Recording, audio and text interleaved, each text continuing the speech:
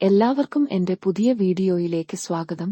മലയാള cinema പ്രേക്ഷകർ വളരെയധികം ആകാംക്ഷയോടെ കാത്തിരുന്ന ചിത്രമായിരുന്നു ബറോസ്. മലയാള സിനിമയുടെ താരചക്രവർത്തിയും മലയാളികളുടെ എല്ലാമായ മോഹൻലാൽ തന്റെ 45 വർഷത്തെ സിനിമ ജീവിതത്തിൽ ആദ്യമായി സംവിധായകന്റെ വേഷം അണിയുന്നു എന്ന് തന്നെയാണ് കാരണം. ചിത്രം ഇന്നലെയാണ് റിലീസായത്. ഇത് കുട്ടികൾക്ക് വേണ്ടിയുള്ള 3D ചിത്രമായാണ് നിർമ്മിച്ചിട്ടുള്ളത്.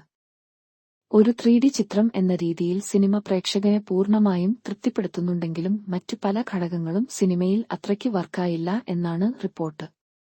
പ്രധാനമായും ഇതിന്റെ തിരക്കഥയ്ക്കെതിരെയാണ് വിമർശനം വരുന്നത്. കുട്ടികൾക്കു മാത്രം ആസ്വദിക്കാൻ കഴിയുന്ന രീതിയിലുള്ള തിരക്കഥയിൽ മോഹൻലാൽ എന്ന മഹാനടന്റെ 1% പോലും അഭിനയം കാണാൻ സാധിക്കുന്നില്ല എന്നാണ് വിമർശിക്കുന്നവരുടെ വാദം. ഈ വിമർശനങ്ങൾ ഒന്നും കളക്ഷനെ ബാധിച്ചിട്ടില്ല എന്നാണ് ആദ്യ ദിവസ കളക്ഷൻ സൂചിപ്പിക്കുന്നത്. ചിത്രം ഇന്ത്യയിൽ നിന്നും 4 കോടി രൂപയും കേരളത്തിൽ നിന്ന് മാത്രമായി 3.5 കോടി രൂപയും നേടി. ഇത് കേരളത്തിലെ ആദ്യ ദിവസത്തെ റെക്കോർഡ് കളക്ഷനാണ്.